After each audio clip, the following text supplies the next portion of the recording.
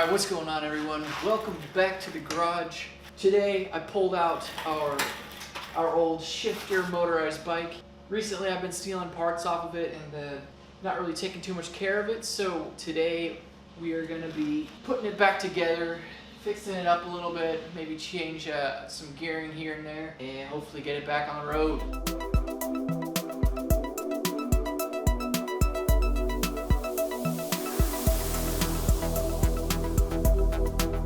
So for all of you who have not seen this thing before, what we have is a lawnmower transmission right here and a Predator 212 and a shifting lever. Then, as you can see on this side, we have ourselves a torque converter. I stole the shaft out of it, so that's why it's all wonky right now. We have the other end of our shifter going down to our transmission there. We shift just like so. So it's like a suicide shifter on there. We got first through fifth. And then somewhere back here is neutral. So there was a few things that I took off of there. I took off the drive sprocket from the transmission to the rear wheel. I took off the shaft for the torque converter. So only a few things really that I need to put back on there to get this thing fired up and ready to go.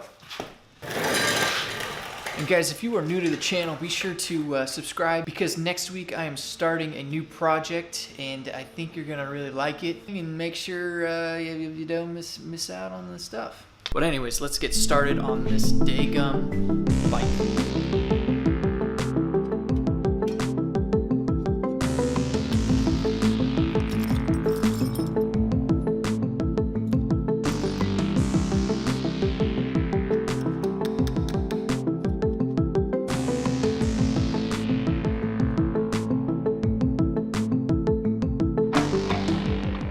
Couple problems with this guy. It's a lot thicker than this one, but it's the same, I think like half-inch or distance between the teeth. So it'll still fit on our chain, we just need to grind it down a little bit.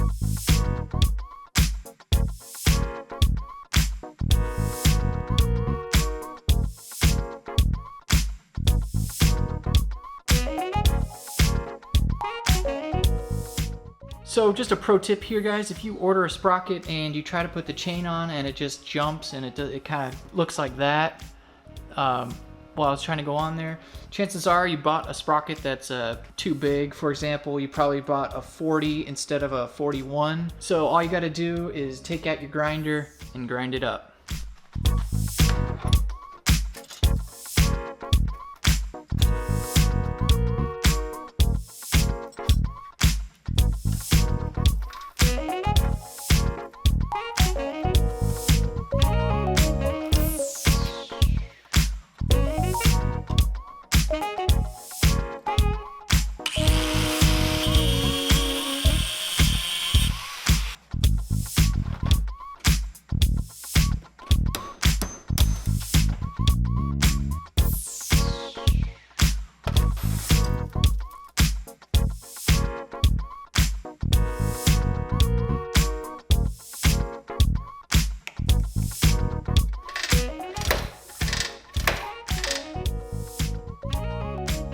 So I have the engine completely unbolted. I think I was having an issue because when I first put this thing together, this support right here actually came at more of an angle. And then when I had the engine off, I thought that it bent. So I bent it back up and then welded it on. But I don't think it was supposed to be like that. I think it was originally at an angle. So I'm gonna cut that out.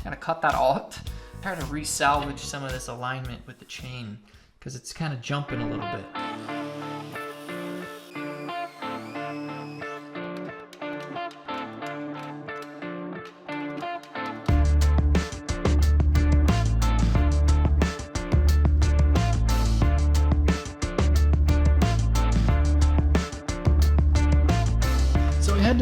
the engine that way and then a little bit tilted a little bit to make it nice and lined up with the chain. And as you can see, there's actually a perfect amount of slack in there too. So we fixed that all up. As you can see in there, that's with that bolt right there. That's our clearance. So we got about a centimeter. But hey, if it goes maybe 5.5 miles per hour faster, that's a win in my book. So it's about time for me to go to work, so wrap it up here for the night, and I'll see you tomorrow. Let me do the hand thing.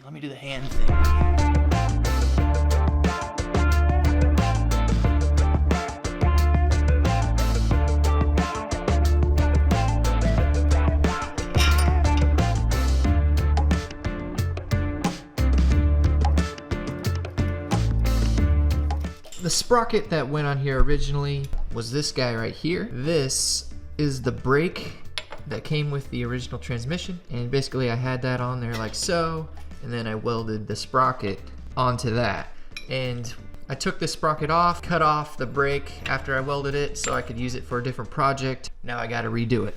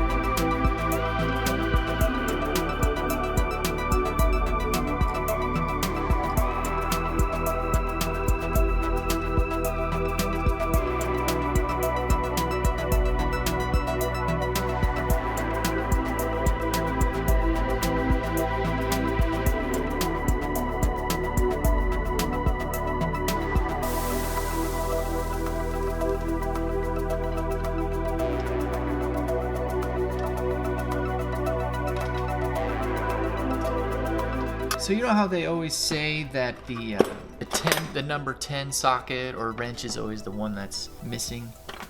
I find that 100% true. I think it's because the number 10 bolt or whatever is the most common bolt, so therefore you're using it the most often. Using something more often means that you're more likely to lose it. But look what I just found.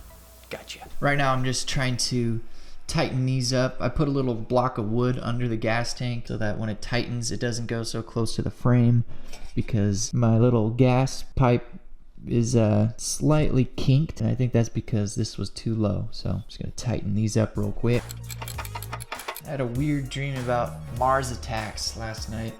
Remember that old movie with the aliens that when they listen to music they blow up? Yeah, it was very strange.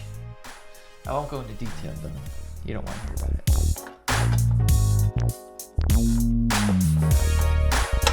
Out with the old, in with the also old, but better.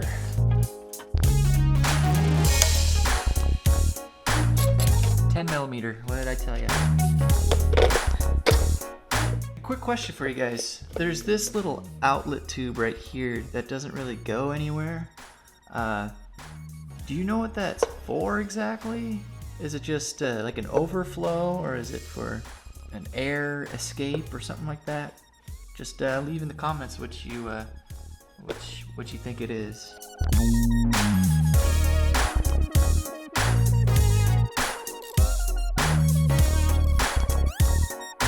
Last thing here is to put a key on here and tighten it up.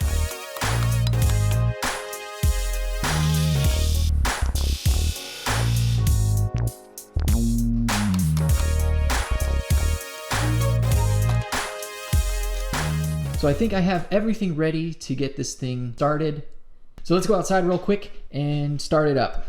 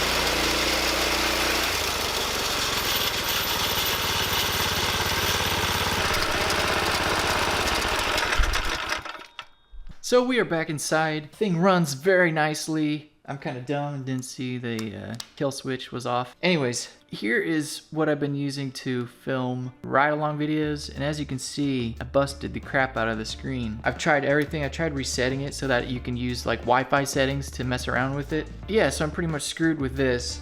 Long story short, guys, I'm gonna wait until I get my new camera to film a ride-along video. Because just doing flybys, it's kind of boring. Anyways, that's it for the video. I appreciate you guys watching. Be sure to like, subscribe, do all the good stuff, and I shall see you in the next one.